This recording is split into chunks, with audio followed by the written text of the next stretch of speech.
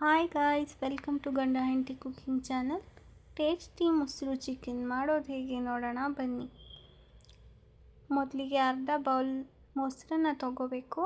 Next cut ಮಾಡಿ ಇಟ್ಟಿರೋ ಅರ್ಧ ನಿಂಬೆಹಣ್ಣು, ಅರ್ಧ ಟೇಬಲ್ ಸ್ಪೂನ್ ಚಿಲ್ಲಿ ಪೌಡರ್, ರುಚಿಗೆ ತಕ್ಕಷ್ಟು ಉಪ್ಪು, ಅರ್ಧ ಟೇಬಲ್ ಸ್ಪೂನ್ ಚಿಕನ್ ಮಸಾಲ ಹಾಗೂ 1/4 ಟೇಬಲ್ ಸ್ಪೂನ್ ಗರಂ ಮಸಾಲ ಹಾಕಿ ಚೆನ್ನಾಗಿ ಮಿಕ್ಸ್ ಮಾಡ್ಕೋಬೇಕು. ನೀವು ಹುಳಿನ ಜಾಸ್ತಿ ಇಷ್ಟಪಡೋರಾಗಿದ್ದರೆ ಇನ್ನಷ್ಟು ನಿಂಬೆಹಣ್ಣನ್ನು ಆ್ಯಡ್ ಮಾಡ್ಕೊಬೋದು, ಅಥವಾ ನೀವು ಸ್ಪೈಸಿನ ಜಾಸ್ತಿ ಇಷ್ಟಪಡ್ತೀರಾ ಅಂದರೆ ಇನ್ನಷ್ಟು ಚಿಲ್ಲಿ ಪೌಡರ್ನ ಆ್ಯಡ್ ಮಾಡ್ಕೋಬೋದು. ನೆಕ್ಸ್ಟ್ ತೊಳೆದಿಟ್ಟಿರೋ ಚಿಕನ್ನ ಹಾಕಿ ಚೆನ್ನಾಗಿ ಮಿಕ್ಸ್ ಮಾಡಿ 1/2 ಅವರ್ ಫ್ರಿಜ್ಜಲ್ಲಿ ಮ್ಯಾರಿನೇಟ್ ಆಗೋದಕ್ಕೆ ಬಿಡಬೇಕಾಗುತ್ತೆ.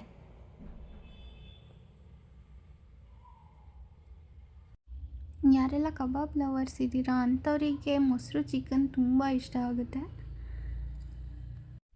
ಇದನ್ನು ಎಣ್ಣೆಯಲ್ಲಿ ಕರಿದೆ ಮೊಸರಲ್ಲಿ ಮಾಡೋದ್ರಿಂದ ತುಂಬ ಹೆಲ್ದಿಯಾಗಿ ಕೂಡ ಇರುತ್ತೆ. ಕೊಲೆಸ್ಟ್ರಾಲ್ ಎಕ್ಸೆಟ್ರಾ ಪ್ರಾಬ್ಲಮ್ಸಿಂದ ಎಣ್ಣೆಯಲ್ಲಿ ಕರಿದಿದ್ದನ್ನು ತಿನ್ನಬಾರ್ದು ಅಂತಾರೆ, ಬಟ್ ಇದು ತುಂಬ ಹೆಲ್ದಿಯಾಗಿ ಇರುತ್ತೆ. ಇವಾಗ 1/2 ಅವರ್ ಮ್ಯಾರಿನೇಟ್ ಆಗೋದಕ್ಕೆ ಬಿಡಬೇಕು.